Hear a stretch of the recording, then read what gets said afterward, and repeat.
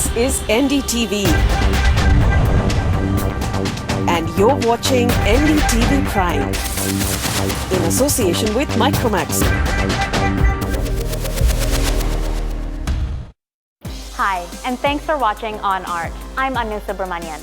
Tonight, we go inside where art can serve science. We hear about what's new on Mojarto.com and tell you some upcoming art events in your area.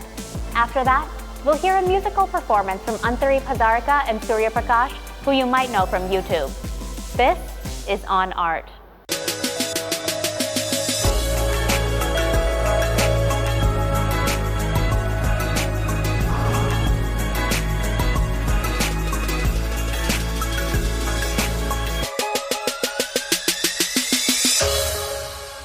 We've explored the ways that art and science come together on the show, but recently we learned more about the ways that art can help, even serve science, especially health. At Koj Art Space in New Delhi, a residency was held exploring this exact topic. And through it, we found out the future of wellness, which includes urban pigeon roosts, assisted breathing, and perhaps help from some robotic arms. The body is teeming with artistic material. From birth to death, we are pulsing with tiny miracles. Moments of extraordinary precision. But health can also be dangerous when our bodies turn against us, when we cannot control our behavior. Or, perhaps, when artificial intelligence controls our systems.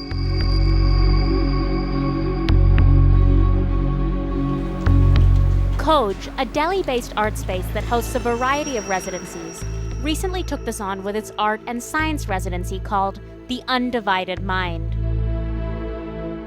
2015, we decided that we wanted to revisit the topic of art and science, and it's actually quite a difficult subject to work with because there still are not very many artists across the globe, especially not within India, who are interested in looking at art and science in the way that we really want to push new boundaries, open up new conversations, and start to look at both the scientific process and the creative process in new ways. And then we decided to revisit it this year with another subtopic of health. The works approached health, wellness, and the way we might one day be aided by robotic limbs. Mental health is, of course, a hugely important issue and one that has often been addressed through art.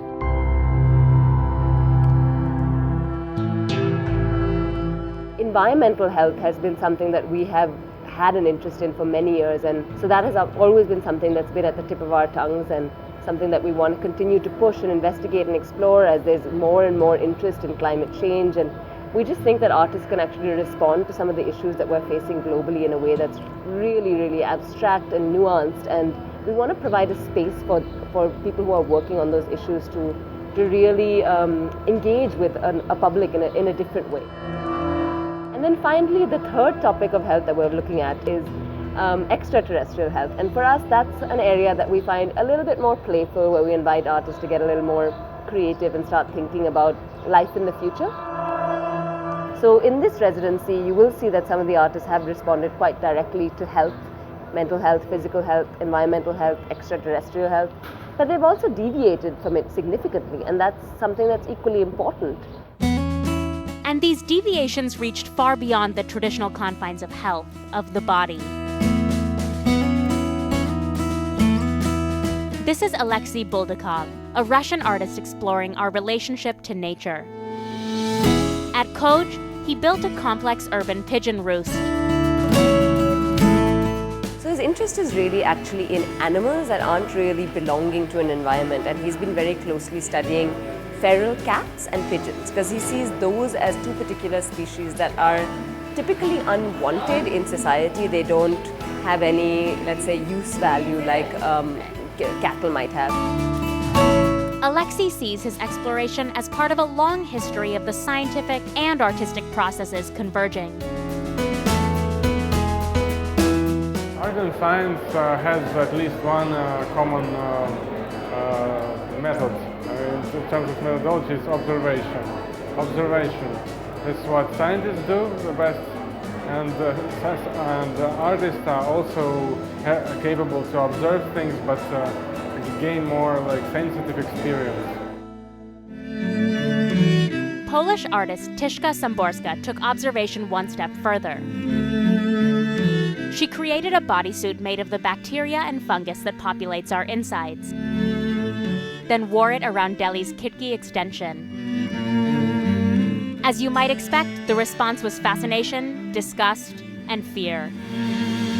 Like, especially people, they think that their body is holy, it's a temple, it's beautiful, and it's pure, and it's saint. So they don't want to even think that there's something disgusting inside, that maybe there's something, some mold or something, some decompositions going on inside. So they think that what's outside is exactly the same thing inside. And it's not true, because we're just disgusting, we're just animals. Mohan Polomar and Vivek Muthuramalingam posed a revelatory thought experiment. What if we had 2 more arms? How much easier would our lives be? What would our silhouettes look like, our clothes?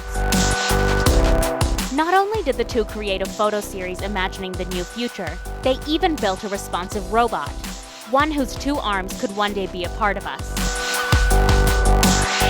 The aid of additional robotic arms, they believe, is a certainty for our future. The point where art and science come together is perhaps not explored enough. But here, we also learned about the way that art can aid science, advance health.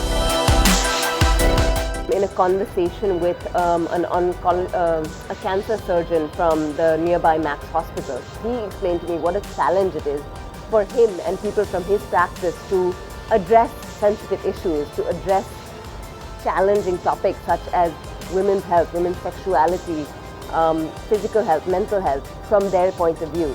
And he finds it very difficult. And I think he just thought that the medium of art could make some of those difficult questions so much more approachable, make it more sensitive, more nuanced, more abstract. And we've seen that many times with artists.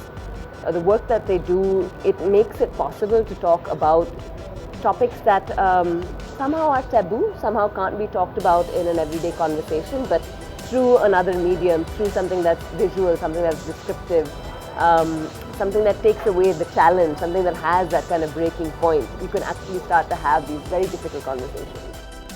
While that Coj exhibition is now closed, there are tons of opportunities to see great art just like that all over the country. Want to know about a few? Here are your upcoming events for the week.